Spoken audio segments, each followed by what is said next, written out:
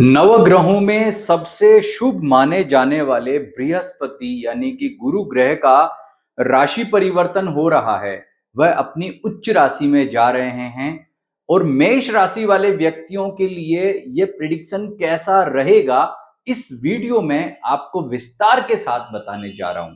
आपको बता दूं कि आपने बहुत सारे चैनल्स पे बहुत सारे लोगों ने बृहस्पति के जो ये राशि परिवर्तन हो रहा है इस पर वीडियो ऑलरेडी अपलोड कर दिए हैं, मतलब उन्होंने लगा दिए हैं। कुछ मैंने भी देखे और आपको बताऊं कि बहुत ज्यादा हास्यास्पद स्थिति है। लोगों को ज्योतिष में जन्मपत्री देखने का क्या नियम है, गोचर देखने का क्या सिस्टम होता है, मतलब ट्रांजिट देखने के क्या सिस्टम है, यही नहीं पता है। मन में आए जो प्रिडिक्शंस कर रहे हैं और आपको सिर्फ और सिर्फ कंफ्यूज कर रहे हैं। मैं आपको ये कमिटमेंट करता हूं कि जो प्रेडिक्शन यहां आपको बताऊंगा मेष राशि वाले व्यक्तियों को गुरु के राशि परिवर्तन का, वो 100% जो हमारे प्राचीन ज्योतिष शास्त्र में बताए गए गोचर नियम के सिद्धांत हैं उनके आधार पर वह निर्धारित होगा। और किसी को भी शक हो, आप चाहे दुनिया के कितने बड़े विद्वान हो ज्योतिष के, किसी को भी शक हो, वो मुझसे इस बारे में बात कर सकते हैं।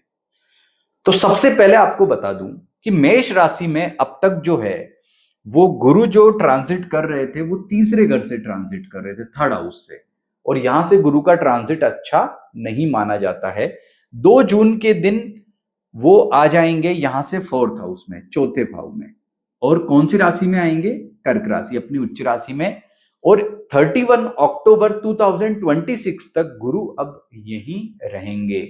उसके बाद वो सिंह राशि में जाएंगे, फिर आगे रेट्रोग्रेड होंगे, फिर आएंगे, उसकी चर्चा हम भविष्य में करेंगे। फिलहाल 2 जून से 31 अक्टूबर 2026 तक, जब तक गुरु कर्क राशि में है, आपको कैसा फल प्रदान करेंगे, कब, न केवल आपकी राशि के आधार पर वरन आपके जन्म नक्षत्र के आधार पर भी गुरु का कैसा असर रहेगा वो आपको मैं बताऊंगा।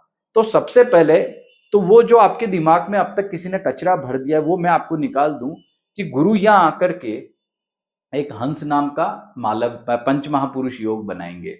पंच तारा ग्रह जो होते हैं, सूर्य चंद्रमा को हटा दो और ये जो राहु केतु छाया ग्रह इनको हटा दो, बट बचे पंच तारा ग्रह मंगल बुध गुरु शुक्र शनि। ये ग्रह जब केंद्र भाव में अपनी खुद की राशि या उच्च राशि में होते हैं तो ये एक महापुरुष योग बनाते हैं जो अलग अलग होता है। तो जब गुरु बनाता है वो कहलाता है हंसराज योग। तो कुछ लोग क्या कहेंगे, मेष राशि वालों अब तुम्हारी किस्मत खुल गई है, गुरु आ गए हैं अब अपनी उच्च राशि में और बना रहे हैं हंस योग, अब होने वाले वारे न्यारे। वो आपको उल्लू बना रहे, मूर्ख बना रहे हैं, ऐसा कुछ है ही नहीं। क्योंकि वो सिद्धांत पता है क्या है, वो है जन्म पत्री देखने का सिद्धांत। जन्म पत्रिका का जो प्रिडिक्शन करते हैं ना हम, तब देखते आहा, अरे वाह क्या बात है, आपके तो हंसराज योग बनता है वहां। यहां नहीं, गोचर में नहीं। गोचर में नियम पता है क्या चलते हैं, आपकी जन्म राशि से गुरु अगर तीसरे या चौथे भाव में होगा तो शुभ फल नहीं देगा। कोई भी ग्रह, केवल बुध शुक्र को हटा दो, कोई भी ग्रह चौथे भाव में अच्छे फल नहीं देता। एक केतु मान लो अच्छे फल देता है, एक बुध और शुक्र। इसके अतिरिक्त सूर्य हो, मंगल हो, चंद्रमा हो, शनि हो, कोई भी ग्रह चौथे भाव में अच्छे फल नहीं देता है। लेकिन इससे आप, मतलब आप गुस्सा मत हो जाओ, हाँ तुम तो मेष राशि वालों का जो है नेगेटिव फल बता रहे हो। नहीं, नेगेटिव फल नहीं बता रहा हूं, मैं आपको एक सत्य बता रहा हूं कि गोचर यानी कि जो ट्रांजिट देखने का क्या सिस्टम होता है कि चौथे भाव में गुरु इतने बेटर, इतने अच्छे नहीं माने जाते, बशर्ते भले वो अपनी उच्च राशि में है। तो इसके क्या इंपैक्ट होंगे, क्या प्रभाव होंगे, इसकी चर्चा करते हैं। तो सबसे पहले मैंने जो हेडिंग लिखी वो देखो, जैसा पहले वैसा ही। मतलब जैसे गुरु आपको अब तक फल दे रहे थे वैसा ही देंगे। लेकिन यहां मैं आपको सबसे पहले 4 बातें स्पष्ट करना चाहता हूं। वो 4 बातें आपने समझ ली तो समझ लो कि ये जो प्रेडिक्शन है आपको जो गुरु का, अभी ये आराम से डीपली गहराई के साथ में आपको समझ में आ जाएगा। पहली बात कि आपकी मेष जन्म राशि है तो ही ये प्रेडिक्शन देखना, या किसी के भी प्रेडिक्शन देखना, उनको भी नहीं पता है। कई लोग बोल देते हैं लग्न से या राशि से, दोनों से देखो ना। गोचर सिर्फ और सिर्फ जन्म राशि से ही देखा जाता है। आपकी जन्म पत्री में आपकी मेष राशि है या नहीं है, ये कैसे पता करें? आपकी जन्म पत्रिका में चंद्रमा यदि 1 नंबर में बैठा है तो मेष राशि में बैठा और आपकी जन्म राशि मेष है, पता कर लेना। नहीं तो कई लोग क्या बोलते हैं कि हमारे तो राशिफल सटीक ही नहीं बैठता है, और हमें उसका आप जो बोलते हो ऐसा कुछ होता ही नहीं है। तो भाई हो सकता है तुम अपना राशि ही गलत देख रहे हो, पहला। दूसरा पॉइंट, जन्म राशि इनफ नहीं है देखना। कोई भी प्रेडिक्शन देखना उसमें अपना जन्म नक्षत्र भी देख लेना। और जन्म नक्षत्र क्या होता है, चंद्रमा आपकी जन्म पत्रिका में जिस नक्षत्र में बैठा होता है वही आपका जन्म नक्षत्र होता है। तीसरा, कारकत्व देखो, गुरु का कारकत्व देखो। वो कैसे देखते हैं आपको समझाता हूं। जैसे आप मेष राशि के व्यक्ति हो, अब मेष राशि के व्यक्ति हैं तो मान लीजिए कि आपका लग्न क्या है। अगर आपका लग्न, समझना ध्यान से, अगर आपका लग्न मेष है, सिंह है और धनु है, आपका लग्न मेष, सिंह और धनु है, तो ऐसी स्थिति में गुरु आपका कारक ग्रह हुआ। और कारक ग्रह जब चौथे भाव में होगा, तो कारक ग्रह का मतलब फेवरेबल प्लेनेट है, या आपका लग्न कर्क है, वृश्चिक है या मीन है, ये 6 अगर आपके लग्न है, ये 3 या ये 3, राशि आपकी मेष है लेकिन लग्न आपका मेष, सिंह, धनु या कर्क, वृश्चिक, मीन है, तो ऐसी स्थिति में क्या होगा कि आपका जो गुरु है कारक ग्रह होगा। और कारक ग्रह कभी भी नकारात्मक गोचर में भी परेशान नहीं करता है। तो ऐसी स्थिति में आपका जो ये गुरु है आपको तंग नहीं करेगा, बशर्ते नेगेटिव फल नहीं देगा, बशर्ते आपकी राशि मेष है लेकिन आपका लग्न मेष, सिंह, धनु या कर्क, वृश्चिक, मीन में से एक है। तीसरी बात, अब चौथी बात पे आते हैं, भिन्नाष्टक वर्ग। ये थोड़ा क्लिष्ट है, ये आम आदमी के समझ में नहीं आएगा। आप जब जन्म पत्री आपकी बनती है तो भिन्नाष्टक वर्ग एक सिस्टम बनता है, उसमें गुरु का एक भिन्नाष्टक होता है। गुरु कर्क राशि में कितनी रेखा पर है, हर राशि में एक रेखाएं होती है कुछ, अगर टोटल 8 रेखाएं होती है। अगर गुरु यहां पर मेष राशि वालों के लिए जितना ज्यादा राशि पर रहेगा उतना खराब है, क्योंकि नेगेटिव भाव है, और नेगेटिव भाव में जितनी ज्यादा राशि पर रहेगा तो दिक्कत रहेगी। तो ये राशि और ये रेखाएं और देख लो, और कम रेखाओं पे रहेगा तो अच्छा रहेगा। तो ये देख लो। अब आइए जानते हैं कि गुरु आपको कैसा फल प्रदान करेगा। तो भाई ऐसा है कि गुरु जो है चौथे भाव में कोई बेटर फल प्रदान नहीं करता है। हाँ, तीसरे भाव से तो बेटर अच्छा कह सकते हैं, लेकिन चौथे भाव में कोई मिरेकल नहीं देने वाला है।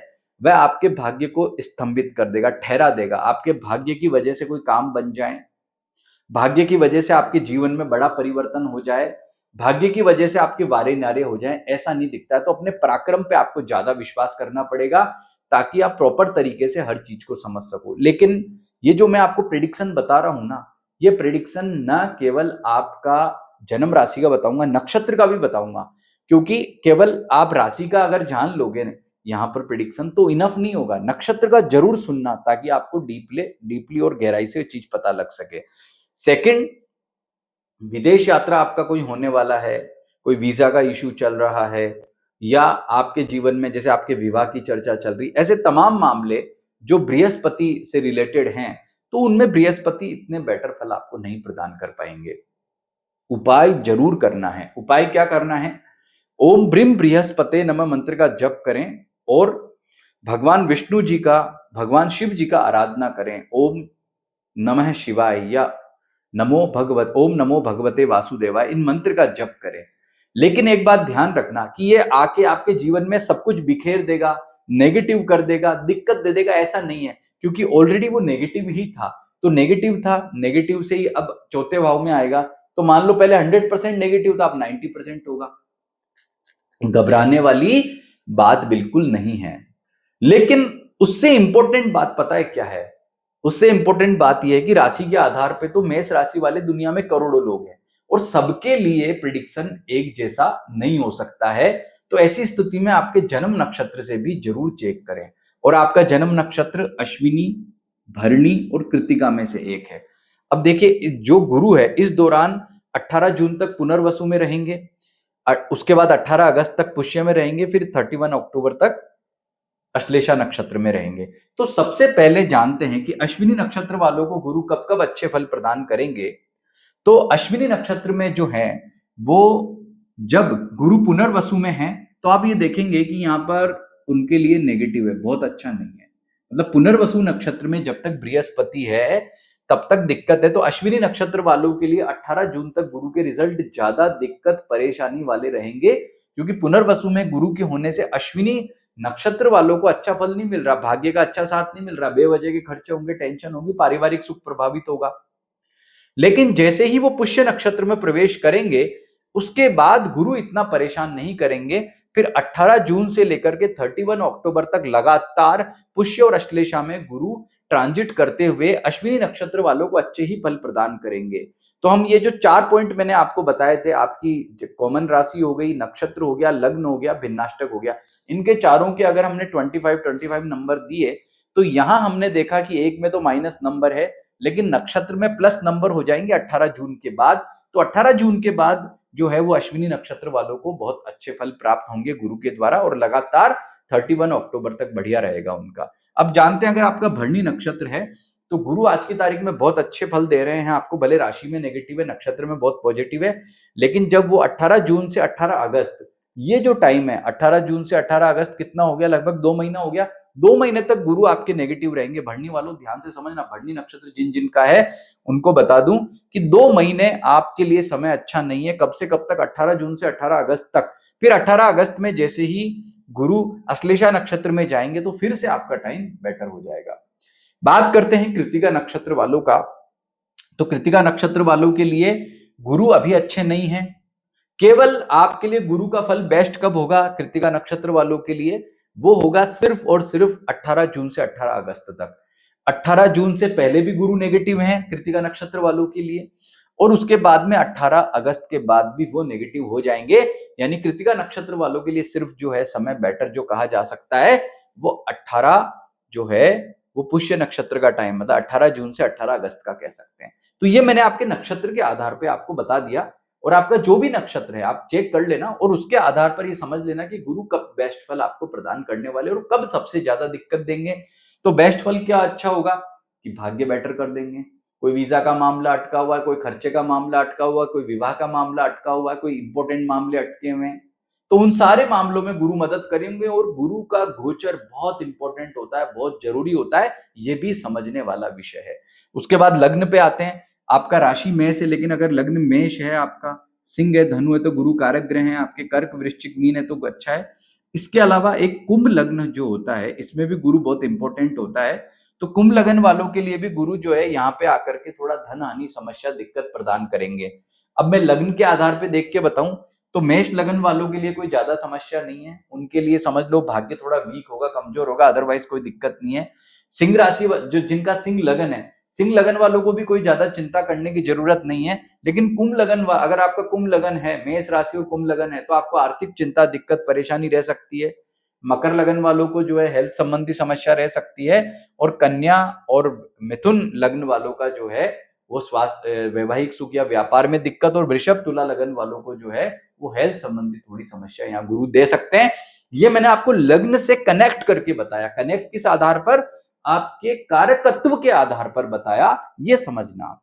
फिर भिन्नाष्टक वर्ग चेक कर लो, वो यहां नहीं बता पाऊंगा क्योंकि वो पर्सनल होता है, हर व्यक्ति की जन्मपत्री में अलग अलग होता है। तो ये मैंने आपको जिस सिस्टम से आपका ये प्रेडिक्शन बताया है, आपको अगर वो सिस्टम समझ में आ रहा है तो समझ लो कि आप अपने स्वयं के ज्योतिषी बन गए हो। आपको किसी दुनिया के ज्योतिषी के पास जाने की जरूरत नहीं, और दुनिया में ऐसा कोई एआई पैदा नहीं हुआ है जो ये प्रेडिक्शन इस तरीके से बताए जिस तरीके से मैंने आपको बताया। बहुत सरल सरल तरीका है, खुद अपने ज्योतिषी बन जाओ, समझ जाओ। आपको मूर्ख बनने की जरूरत नहीं है कि गुरु कितना अच्छा फल आपको प्रदान करेगा। भिन्नाष्टक वर्ग देखना भी बहुत सिंपल है, अपना जन्म पत्रिका में जाओ, भिन्नाष्टक वर्ग में जाओ, गुरु देखो कि कितना कर्क राशि पे रेखाएं हैं उसको। कर्क राशि मतलब 4 नंबर है, 4 नंबर में जाके देखो कितनी रेखाएं, 1 से 8 में, अगर 1 2 3 है तो बेटर है, 5 6 7 8 है तो दिक्कत वाली बात है। और समस्या है, उपाय भी मैंने बता दिया है। गुरु का दान करो, पीली चीजों का दान करो, पीला वस्त्र है, चने की दाल है, पीतल के बर्तन है, भगवान विष्णु जी का पूजा करो, तिलक लगाओ। मतलब कहने का मतलब कि केले का जड़ बांधते हैं, कई लोग मुझे कहते हैं आप वनस्पति शास्त्र के उपाय बताओ, तो केले का जड़ बांधो आप। तो ये सारे तमाम उपाय करो। रुद्राक्ष होता है गुरु का 5 मुखी, वो पहन सकते हैं आप। और अगर गुरु आपका कारक ग्रह है, कारक का मतलब मेष सिंह धनु कर्क वृश्चिक मीन लग्न, तो आप पुखराज या वो भी पहन सकते हैं, सुनेला भी। तो ये सारे उपाय आप करेंगे तो गुरु निश्चित रूप से आपको अच्छे फल देंगे। और देखो अगर आपने वीडियो अंत तक देखा है ना, स्किप नहीं किया है तो बहुत आप इंटेलिजेंट है, क्योंकि कुछ लोगों को सिर्फ अच्छा सुनने की बीमारी होती है, कान में मिलता जुलता कुछ नहीं उससे। अगर आपने पूरा वीडियो देखा तो आपने आज बहुत कुछ गेन किया है, और मैं निश्चित रूप से कहूंगा कि ये गुरु आपको कहीं कोई नुकसान नहीं करेंगे। आपने अगर डीप तरीका समझ लिया, उपाय कर लिया, दैट्स ऑल, कोई दिक्कत आपको नहीं होगी। वीडियो अच्छा लगा है आपको तो इसे लाइक भी करें, हाइप भी करें, और अभी तक आपने हमारे चैनल को सब्सक्राइब नहीं किया जरूर करें, और फेसबुक पर देख रहे हो तो हमें फॉलो भी जरूर करें। नमस्ते।